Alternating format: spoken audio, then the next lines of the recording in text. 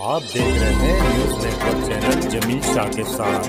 Subscribe my channel, like and share. पुरुष अधिकार संरक्षण समिति पारिवारिक अन्याय के विरुद्ध भारत की पहली पंजीकृत संस्था है। इस संस्था की तरफ से 28 और 29 दिसंबर 2024 को कल्याण भुवन सरकारी विश्राम गृह के सामने धुलिया में 27वें राष्ट्रीय अधिवेशन का आयोजन किया गया है। पुरुष अधिकार संरक्षण समिति की स्थापना 1996 में नासिक में हुई थी। कौतुर्विक भारत के 13 राज्यों और महाराष्ट्र के 32 जिलों में अन्याय के खिलाफ लोगों में कानूनी जागरूकता पैदा कर रहा है। महाराष्ट्र की विभिन्न अदालतों के कानूनी विशेषज्ञ कानून में बदलाव, महिला कानूनों के दुरुपयोग, सरकार की महिला नीति आदि पर मार्गदर्शन करेंगे। इससे पहले समिति मुंबई, सांगली, नासिक, पुणे, नागपुर, ठाणे, रत्नागिरी, अहिल्यानगर, संभाजी नगर, बीड, जलगांव, पंढरपुर, जालना, कराड, दिल्ली, अहमदाबाद आदि में सम्मेलन और सेमिनार आयोजित कर चुकी है। समिति के माध्यम से निःशुल्क कानूनी सलाह प्रदान की जा रही है। सम्मेलन का उद्घाटन शनिवार 28 दिसंबर 2024 शाम 6 बजे किया जाएगा।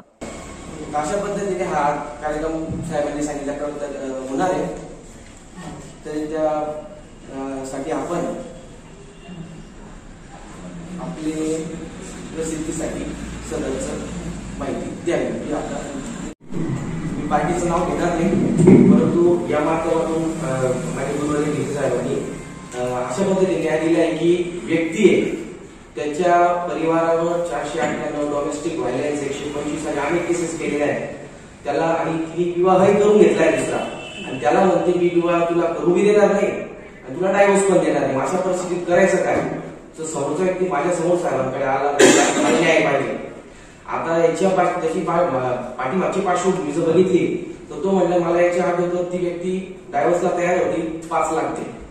हा व्यक्ती तयार होतो, लगेच म्हणते नाही मला 8 लाख पाहिजे, पण 8 लाखला तयार होतो, पुन्हा म्हणजे नाही मी 10 लाख पाहिजे। असं करत 15 लाखापर्यंतचा विषय गेलेला होता आणि तरीही तयार होत नव्हती। मग साहेबांकडे आले, साहेबांनी त्यांच्या पद्धतीने त्याला कसा न्याय देता येईल तो प्रयत्न करून आम्ही आमच्या पद्धतीने कायद्याचा उपयोग केला आणि त्या व्यक्तीचा अवकाश 2 लाखात डायव्होर्स केलेला आहे। काय असेल सत्य परिस्थिती समोर आणली तिची आली, आणि आज रोजी एक भारताचा सैनिक आहे जो बॉर्डरवर आपली देशाची रक्षा करतोय, त्याच्या घरात समोरची व्यक्ती आईवडील सिलेक्ट केलेली आहे, त्याला घरात बाहेर हाकलून दिलेलं आहे, तो घराचे हप्ते भरतोय, अशी परिस्थिती आहे, त्याला आम्ही न्याय देतोय।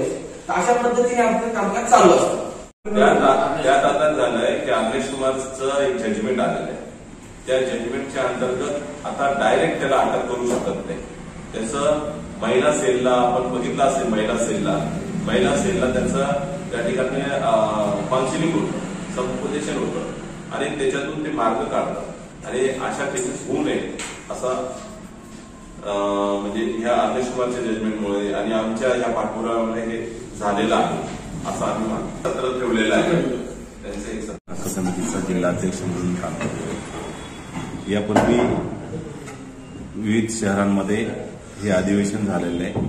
आमचा कौटुंबिक अन्यायाविरुद्ध भारतातील पहिली नोंदणीकृत संस्था आहे। या संस्थेच्या मार्फत आम्ही पीडित पुरुषांना न्याय देण्याचा प्रयत्न करतो।